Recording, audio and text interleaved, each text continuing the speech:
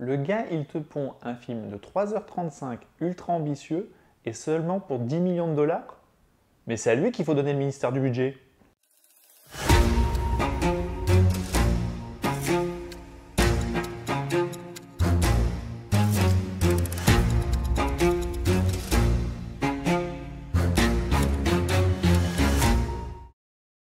Bonjour à tous, nouvelle vidéo et aujourd'hui on va parler de The Brutalist de Brady Corbett. Film qui s'est beaucoup fait remarquer depuis sa première diffusion à Venise et qui depuis enchaîne nominations et récompenses dans toutes les cérémonies.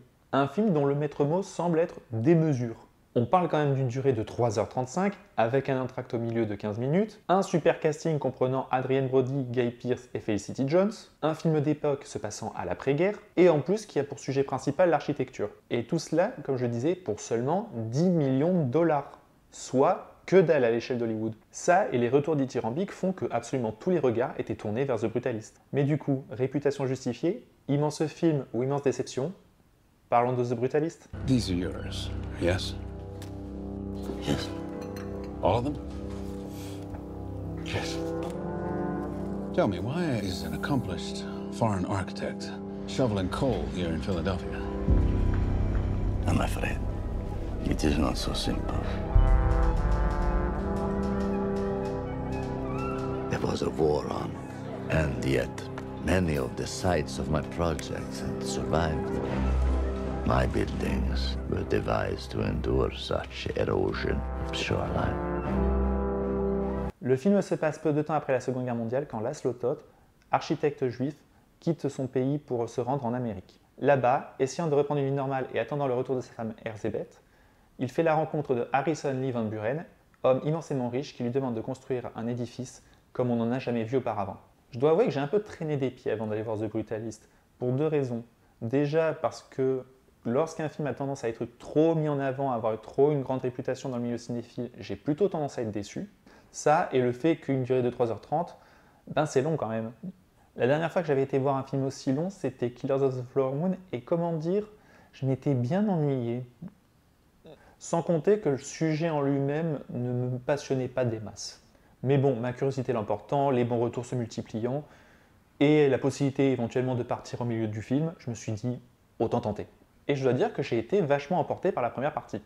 Visuellement déjà, c'est assez somptueux, vraiment, la photo est très belle, d'un point de vue technique, c'est assez irréprochable, d'autant plus quand on sait que le film a coûté aussi peu cher. Mais en plus, à mon grand étonnement, les événements s'enchaînent assez bien, assez vite, on n'a pas vraiment le temps de s'ennuyer. L'arrivée de Laszlo aux États-Unis, sa quête pour essayer de trouver un travail et de reprendre une vie normale après les horreurs qu'il a vécues pendant la guerre, sa difficulté à s'intégrer, que ce soit avec les Américains mais aussi avec les membres de sa communauté même.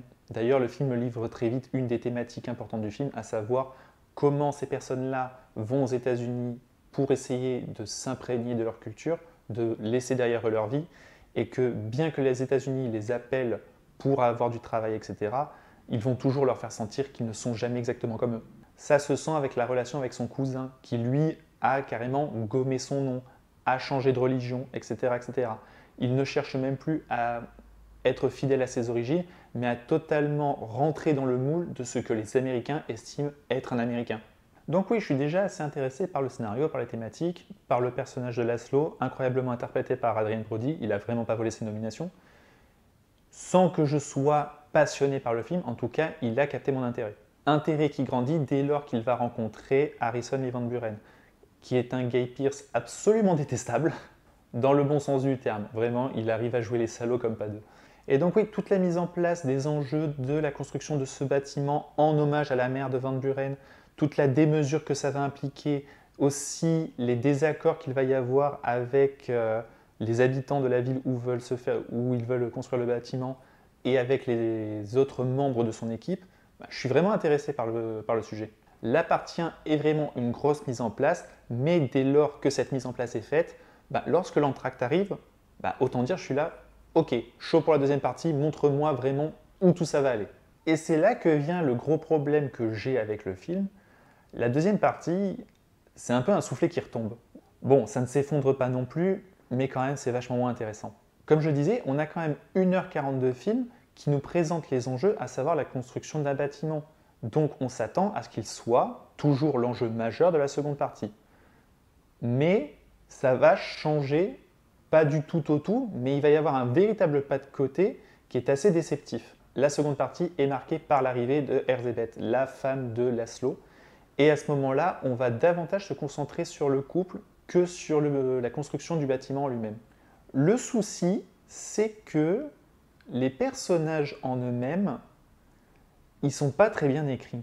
Depuis tout à l'heure, je vous dis que je suis intéressé par les enjeux, par les thématiques, par le scénario, mais je ne le suis pas vraiment par les personnages en eux-mêmes, parce qu'ils sont assez creux. Et dans la première partie, c'est pas bien grave, parce que j'ai l'impression que l'on a affaire un peu à une sorte de conte, où chacun est un archétype. Laszlo, c'est cet artiste un peu maudit, obsédé par son travail. Guy Pearce joue vraiment le rôle du connard pur et dur. Sa femme, un peu plus tard, sera cette femme très dévouée à son mari. Et donc ça fait que lorsque l'on va se reconcentrer sur ces personnages plutôt que de rester sur des enjeux à une échelle beaucoup plus grande, ici, ce qui n'était pas dérangeant dans la première partie devient un cruel défaut dans la seconde. Vu qu'ils sont assez mal caractérisés, du coup l'écriture en devient un peu plus grossière, un peu plus fragile.